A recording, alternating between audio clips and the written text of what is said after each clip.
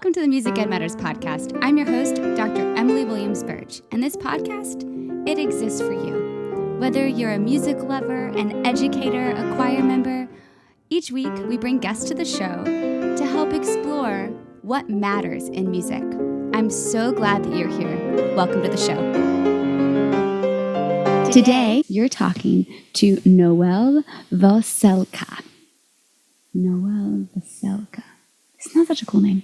Anyway, Noelle and I met because we're working on a nonprofit together. And in this conversation, you'll learn all about Noelle, who's a CPA, but also sings in a band called the Weekend Lovers.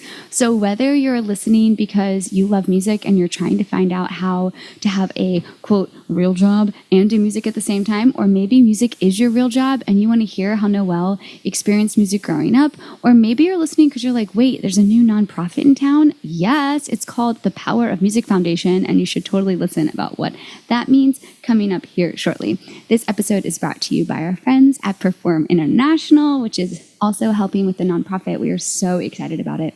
And that's enough for me. I hope you enjoyed this conversation with my friend, Noelle. Hello, and we are welcoming to the podcast today one of my newest friends, like super fast friends. I can't wait to say your name. Noelle Vocelka. What's up, Noelle? That's me. Hello. How are we doing? We're so excited. I'm really excited to talk to you today. It's like two friends sitting down over coffee. We just happen to be separated by Zoom. Indeed. You have the coolest last name, Vocelka, and I love that it rhymes. Noelle Vocelka with your Croatian heritage. How did you get to Atlanta? Are you from Atlanta? I am from Atlanta. My parents are from Chicago and New York. Okay. And then my dad went to Georgia Tech. My mom moved to Atlanta for work, and then I was born. That's so fun. Okay, so my husband has 2 degrees from Tech, and we love that Midtown area. It is absolutely so much fun, so much to do, and beautifully done.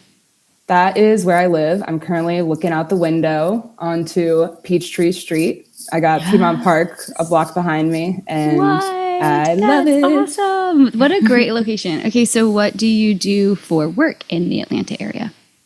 So I am a CPA, so accounting. Very cool, very scary. Fun, very rock and roll. Not scary. But I work at a venture capital firm.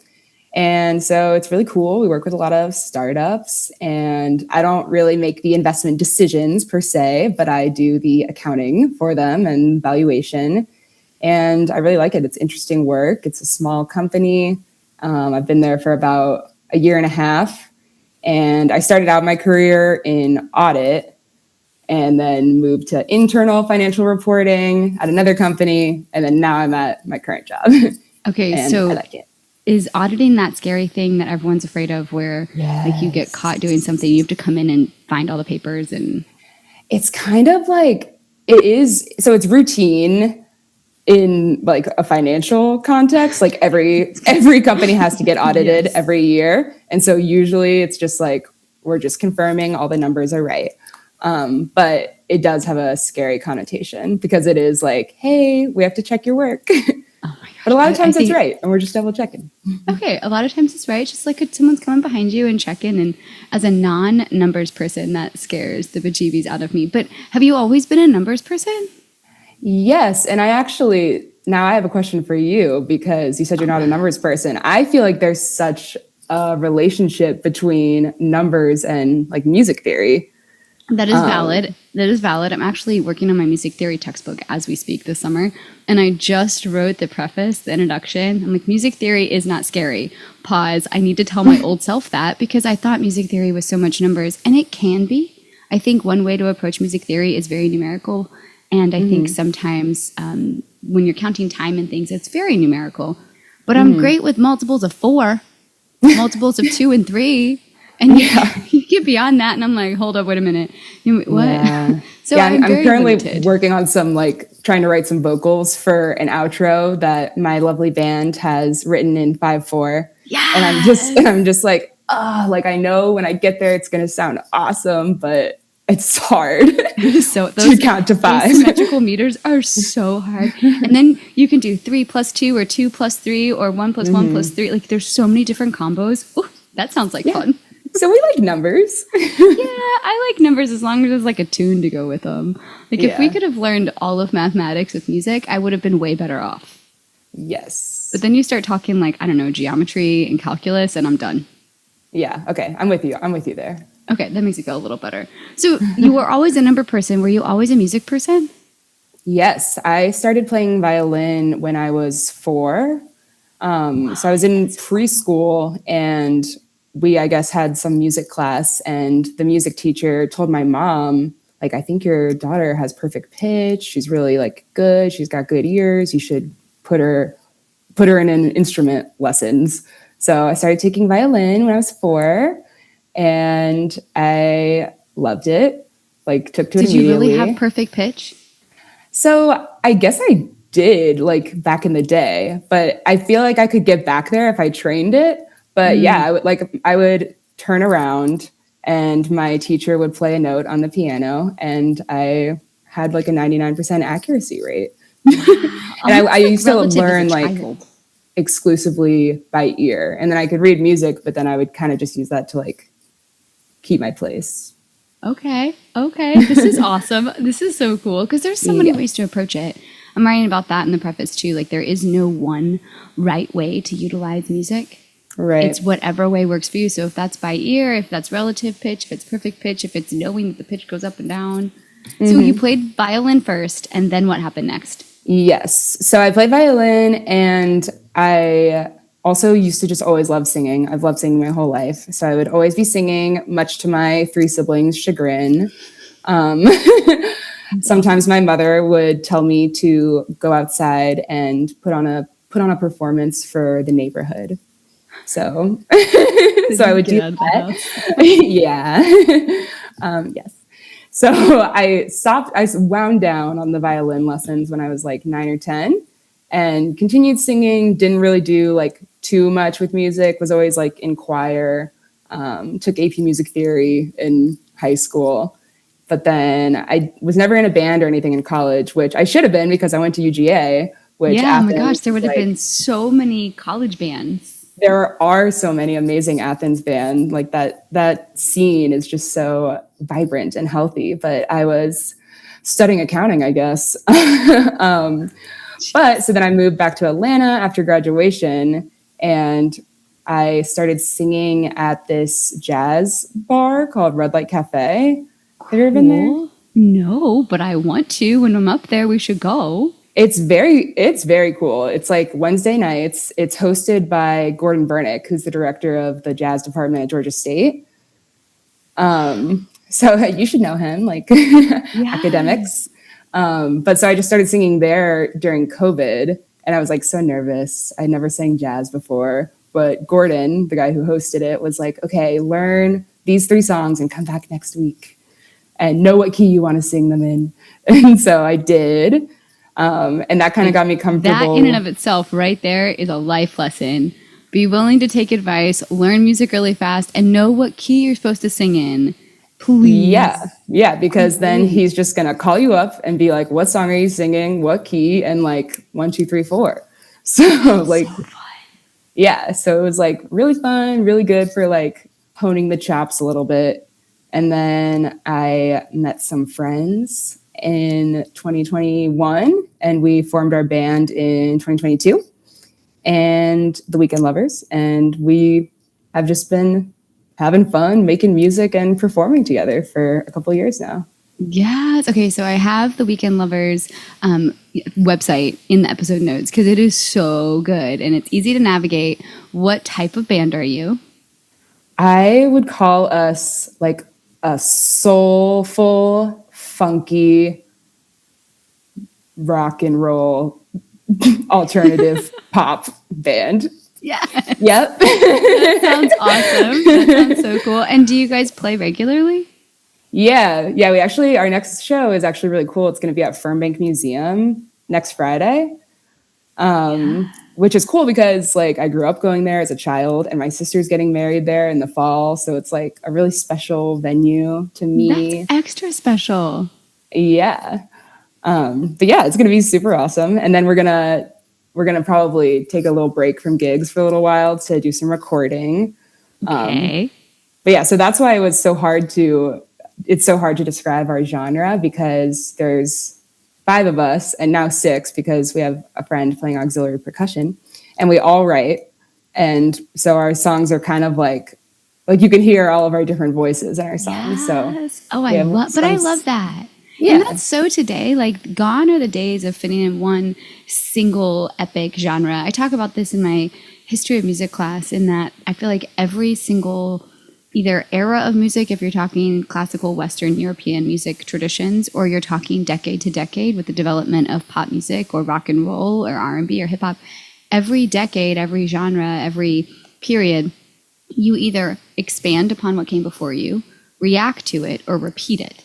And we've gotten to the point now where there is nothing that is like purebred rock and roll or purebred alternative rock, because we have too much music in our ears. Music is too easily available. So gone are the days of single genre sounds. That is a really perfect way to put it. Yeah, I agree. Well, thank you. I'm very excited to hear your band. So you came back, you had toured. Did you guys go on tour last year? We went to, or no, I guess that was in March. Oh, that was this year.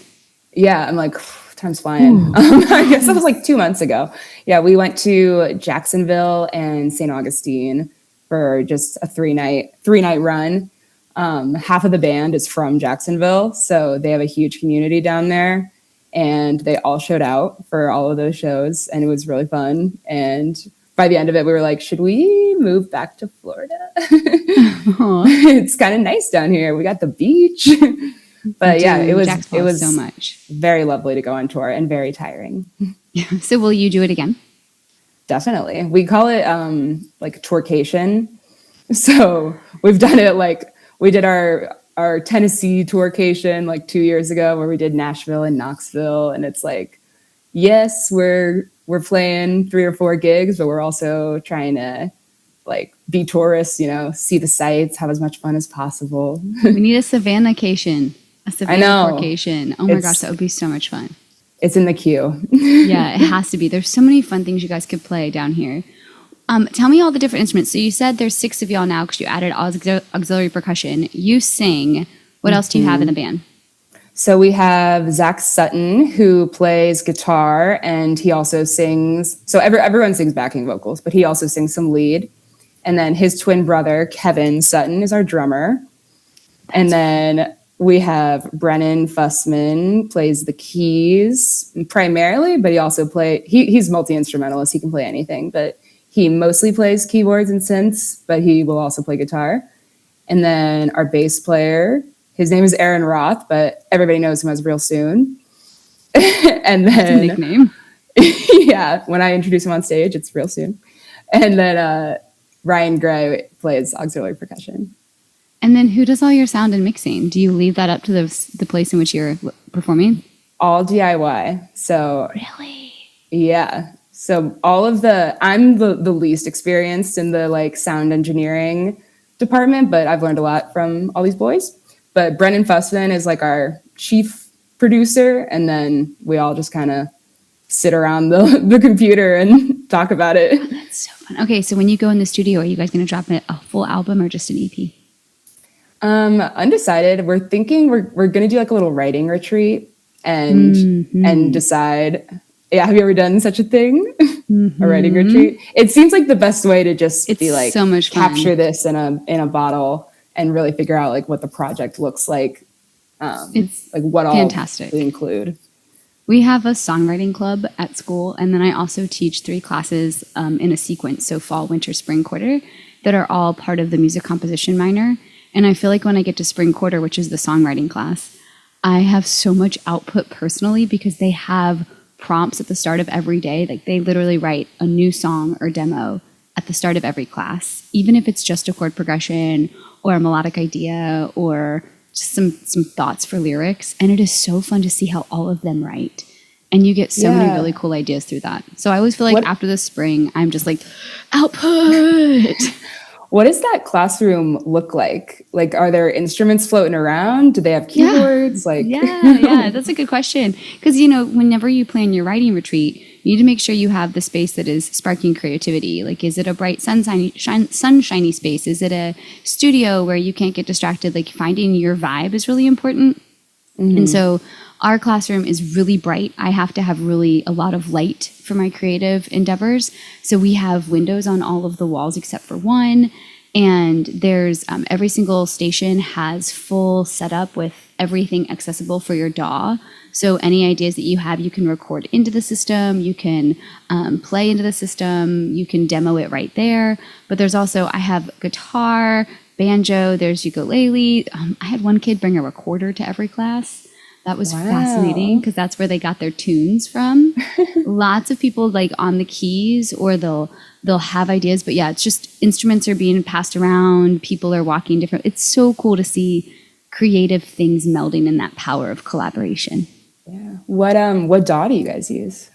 Oh, Lordy, that's a really funny question. Everybody is allowed to use whatever DAW they're most comfortable with. At one activity a quarter, they have to try a new DAW just for fun.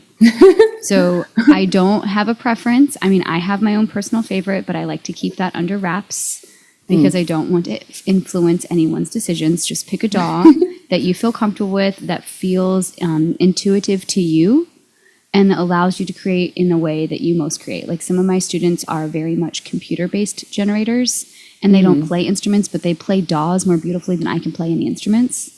And so there's certain DAWs that work better for that versus when you're live musicians, there's other DAWs for that too. And I think a lot of times they can play well together. That's key. Yeah. Like people.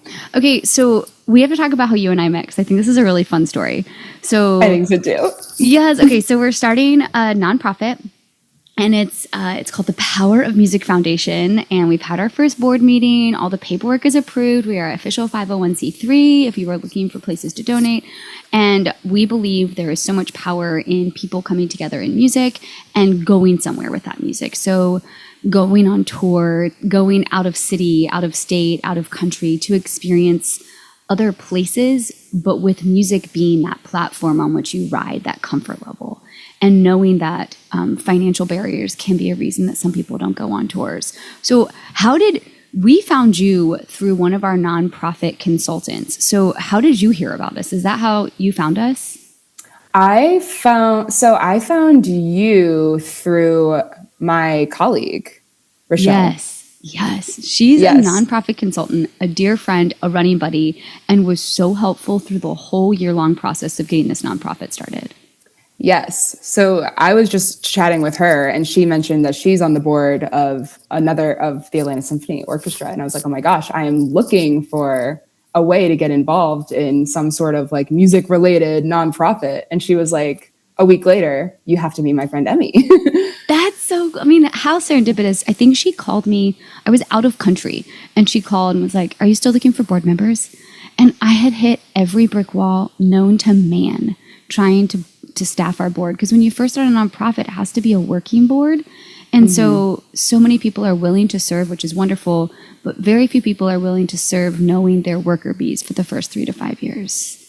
And so to find you was like fireworks and excitement all around. I was so nervous to tell you about it. Oh my gosh. No, I was immediately like connected with the project and the mission. And I just think it's so fun. And I like being on the ground floor and like being the worker bee, being able to really help steer the direction of where we're going to take it. See where it's going to go. I'm really excited to see the lives that get impacted. Just that whole butterfly effect of you don't know what impact something has on someone until down the road. Like there was a student that I took on choir tour when they were in 8th grade, and this was 15 years ago. And they just reached out through Facebook Messenger and was sharing these stories of where life has taken them and these massive memories of life that started and sparked on tour. It's just the possibilities. Or like last night, I had a friend who was coming through Savannah on choir tour, and I went to the concerts and hung out with them as they did their ghost tour. And this one singer was like chatting up a storm. And my friend leaned over and said, that person has never spoken a word outside of singing the entire year. So she came out of her shell. Choir sparked it. That tour you love to see that. You do. There's so much cool stuff happening. So what is the one thing that you want someone to know about the Power of Music Foundation? Like, how can we help spread the word and the validity of the awesomeness that's going on through the foundation? I think, I mean, what you just said is a great example of, especially for young people who are in such a, a transformative time in their life, those life skills that they can learn by just having a cultural experience in a different city and, having to interact with new types of people and having to get through the actual gig, be kind of like work as a professional, in a situation that they're a little bit uncomfortable in, I think is just a really good life skill for your development as a person, but also as a musician. And I think it helps people see that there is a future in music if they pursue it. It doesn't have to be your full-time thing. It can be your full-time passion on the side. For sure. Yes, as it is for moi. Yes, you are showing us how it's done. Yes, there it's like such a fun thing to have as a hobby, even though it's obviously not my primary source of income. It's just like something that I want to keep doing for the rest of my life. So I feel like anyone who wants to do music to any extent should be able to do it. And some people are limited by their resources, so we should help them. Yeah, I love it. I know we're establishing all the different ways that the foundation helps, and I know the beginning is scholarshiping individuals, scholarshiping schools or organizations, and then offering continuing education, which is kind of where this comes from. So can I ask you a CPA question? Yeah. Okay, sure. So how does, I know how this works on paper, but how does it work if someone wants to donate to a 501c3? How does that whole thing work in CPA land? So, unfortunately, I do not really do taxes much, but I will say that a 501c3 is not taxable, and it's not a taxable entity. So your donations are charitable contributions, and you can deduct them on your individual income tax return. That is a perfect answer. And for someone who doesn't know what that means, like if you're new to adulting, that means that it reduces, and correct me if I say any of this wrong, it reduces your overall taxable income. So you make $100, you donate $50, you're then only taxed on $50. That's like that's just easy math for Emmy there. But yes. That type of thing. Anything that you charitably give reduces your overall amount that you can be taxed on. And for some people, that can take them out of a certain tax bracket into a lower tax bracket to where your percentage of taxes due are actually less. Exactly. Yes. That was a very, very great non-CPA answer. Yes. Okay. You speak CPA. I'll translate the lingo. I just think those are things I don't feel like we learn in school. And it takes so long to realize, like, the same is true for retirement. Like, max that sucker out because it reduces your overall taxable income. And then you get to play with it later when you're not working. When you're doing all the music stuff and traveling at the same time. Exactly. Yeah, when you have when you've built enough money to have a luxurious studio in your basement in your gigantic house in Italy. Yeah, let's scoot over. Let's go. It'll be so much fun. I'm actually popping into the studio at the end of this month. A couple faculty friends have done some demos and they need a female vocal. And so we've been passing demos around in text messaging. And we're going into one of their in-home studios to do the recording. And I am so excited. Well, yeah. How much studio work do you do? Never. Like I've done studio work. I did some in high school as like a senior and a freshman in college. I've done little demos here and there, and I've done a lot of work in Nashville for a music curriculum where I spent a lot of time in the studio, and you can hear my voice a lot in their curriculum. But personally, like everything I write is for myself. It stays in my demo land. It is my therapy. Every so often a class will get very gifted by me giving them part of a song that I have written.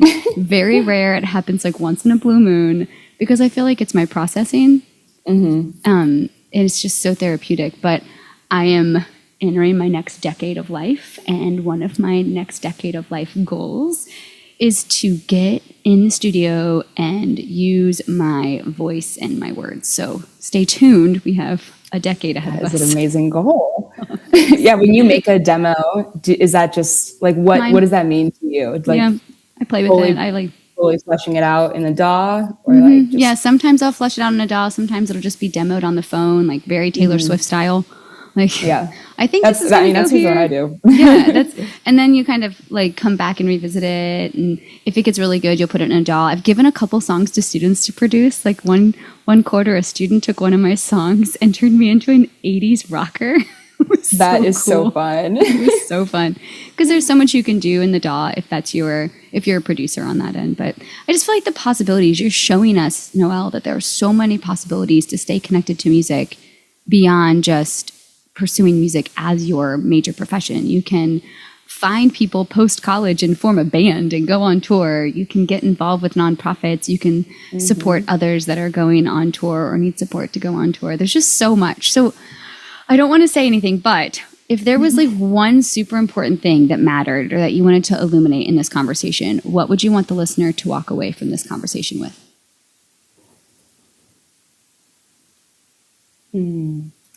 I guess I would want them to walk away knowing that regardless of what you're doing in your life, like there is room for music, there's room to create, and you can make time for it, and you can find people who want to do it with you in whatever capacity that is. I had a ladies only jam on Sunday night. Yes. With 5 women, and we just sat on the floor, and everyone's very different experience levels. One girl had like hardly ever sang in front of people before. She was nervous, and like we just had so many different experience levels. I was playing the drums at one point, which I have no business doing. But yeah, I think it's just that like if you have any desire to have music be a part of your life, that you should go for it, regardless of your time, your talents, your experience level, your resources. Just you can find a way to make it happen. I love it. Oh my gosh. This has been such a fun and easy conversation. I know we will have many of more, but thank you so much for coming on the podcast. Of course. Anytime. I have a question for you. Uh-oh. This is just an easy one. Just because I have two in my head right now. What song are you currently obsessed with singing? Oh my gosh, that's such a hard question. Oh man, that's so hard. Okay, so I do sing on the way to work every single morning for the quarter because I have to get warmed up before I go there. And I have this whole like 4-minute long commute because my commute is stupid short. And I have this whole series of vocal warm-ups that I want to go through. So I either start with Vampire by Olivia Rodrigo because it starts in my low register and forces me through my mix. And I use a bunch of like nasals and buzzes and like raspberries and stuff to get warmed up. So by the time I park, I can belt out the chorus, which is so dumb. So that's very impressive for early morning. I just fast. I got to get those. But I've also already run. I think for me, a lot of my warm up comes when running because I'm constantly bubbling or warming up my voice while running. If anyone sees me making odd noises when running, I'm warming up my voice, friends. Or I love Feather by, that might be Sabrina Carpenter. I don't remember who sings that, but it's another one where you're having to shoot from the mix, but it's head mix first instead of chest mix like Vampire. Alanis Morissette, guilty pleasure. I love belting out some Alanis Morissette. I just love whatever comes on the radio to try to match that color. So yes, Britney is such like this, oops, I did it again.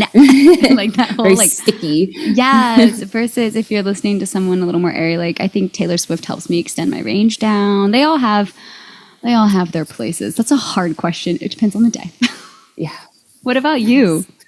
Well, I completely agree with like matching the color and the texture. I've been really into Lady Gaga's new album. Yes. Oh my God. Lady Gaga's new album is epic. I listened to it for like weeks straight.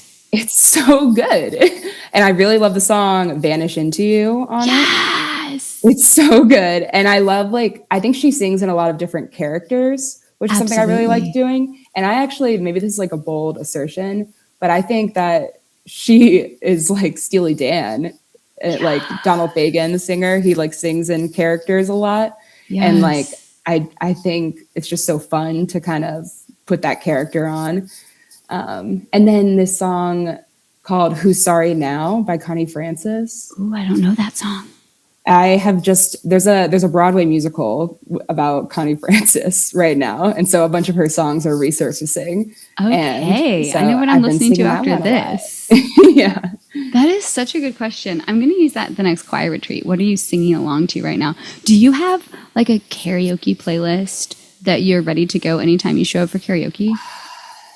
I haven't actually sang karaoke. I mean, this is now I have a question for you. Like, you're a professional singer. Like, are you ever like I couldn't possibly at karaoke. I couldn't possibly. Not me. It just depends on who else is singing. I don't want to get up there and be like, I'm not warmed up. I'm going to sound pretty crummy because most of my friends know what I do for a living and my town's really small. But sometimes I'm really excited to belt it out. I'm also really nervous on stage. I'm not a good stage person. I'm really good behind the scenes or with my back to the audience. Sometimes I actually will get up to do karaoke and just turn around so I don't have to look. Like, all right, no one look at me, but it's going to sound good. I hope so sometime. I like to sing Proud Mary now that I'm really thinking about it. That would be so fun for you. I would be screaming for you in the audience. That's so cool. Yeah. Oh my gosh. We could talk forever. I know. Those were good questions. Thank you for asking. Yeah. Okay. Well, we will be back. We will do this again. And thank you so much for your time. Thank you as well. And see you soon.